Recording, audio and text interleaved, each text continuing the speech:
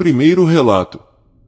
Naquela manhã ensolarada de setembro, quando entrei no meu novo apartamento para começar minha jornada universitária, estava empolgado com as possibilidades que a vida na faculdade traria. O apartamento era pequeno, mas aconchegante, com uma vista modesta da cidade. Era o lugar perfeito para começar essa nova fase da minha vida.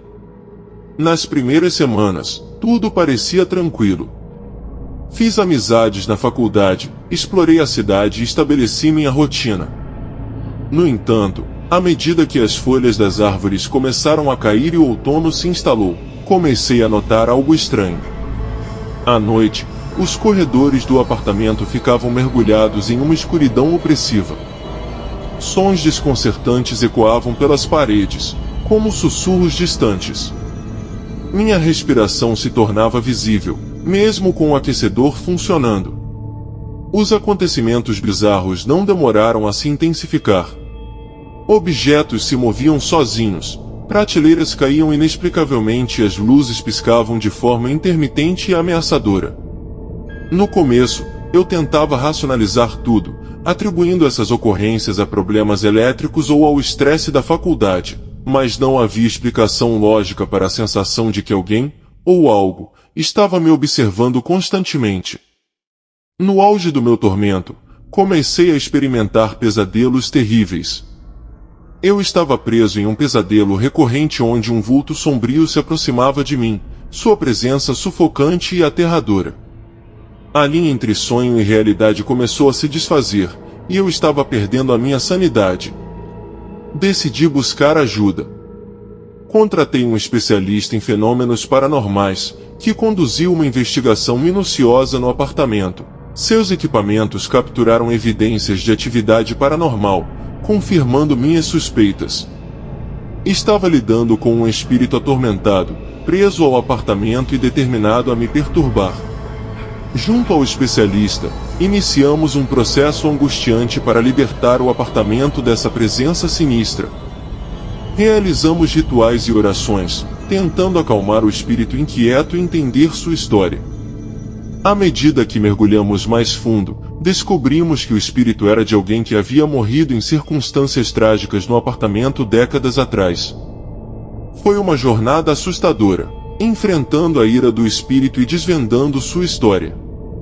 Mas, finalmente, após muitas noites de luta contra o desconhecido, conseguimos libertar o apartamento daquela presença assombrada.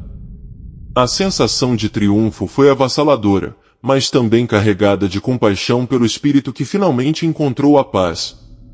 Com a paz restaurada, consegui retomar minha vida. Deixei aquele apartamento, buscando um novo lar onde pudesse recomeçar. A experiência me marcou profundamente, lembrando-me da complexidade do mundo paranormal e da importância de respeitar e compreender as energias que podem nos rodear.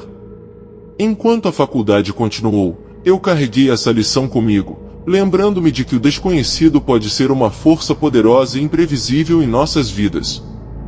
Segundo relato. Quando me mudei para meu novo apartamento na cidade para começar a faculdade, estava repleto de empolgação e expectativas. Era um lugar pequeno, mas acolhedor, e eu estava ansioso para essa nova fase da minha vida. No entanto, logo percebi que algo não estava certo. À noite, quando o silêncio da cidade caía sobre o apartamento, ouvia sussurros enigmáticos. Às vezes, o ar ficava gélido, mesmo com o aquecedor ligado, e sombras misteriosas dançavam nas paredes. Tentei ignorar esses eventos inexplicáveis, mas eles só pioraram com o tempo. Objetos se moviam sozinhos, luzes piscavam e pesadelos aterrorizantes me atormentavam. Parecia que algo sombrio estava me observando constantemente. Desesperado, decidi procurar ajuda. Conversei com um professor de psicologia da faculdade que estava disposto a me ajudar. Juntos, começamos a investigar a origem desses fenômenos paranormais, e descobrimos a história trágica do apartamento. Há muitos anos, um incidente terrível havia deixado uma energia negativa presa ao lugar. O espírito de alguém que sofreu ali estava tentando se comunicar comigo. Com a ajuda do meu professor, realizamos rituais para acalmar o espírito inquieto e entender suas necessidades.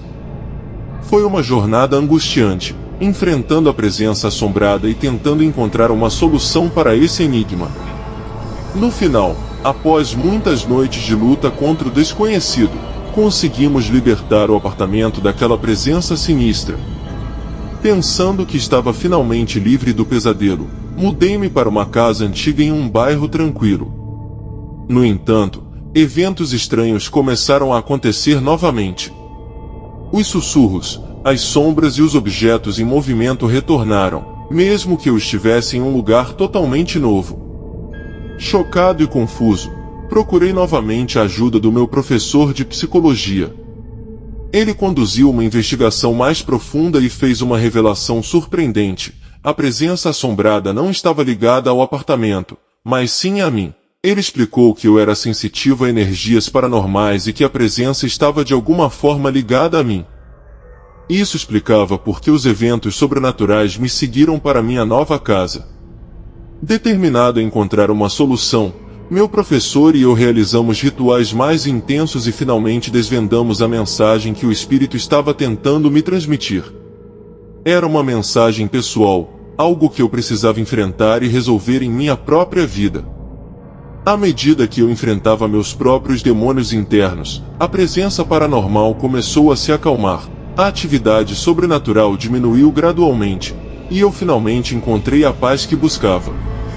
A lição dessa experiência era profunda. Muitas vezes, nossos próprios medos e questões não resolvidas podem se manifestar de maneiras misteriosas em nossas vidas, e enfrentá-los é o único caminho para a verdadeira paz.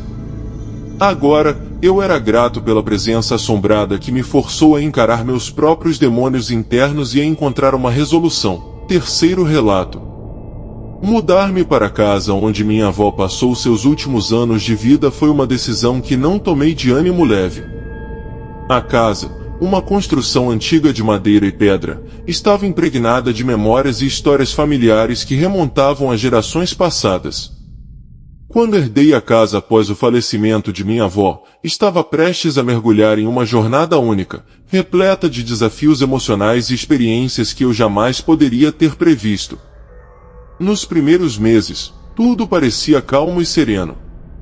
A casa tinha aquele cheiro característico, uma mistura de madeira antiga e reminiscências afetuosas. Minha avó sempre manteve tudo impecável, e eu estava determinado a preservar seu legado, mantendo a casa exatamente como ela a deixou.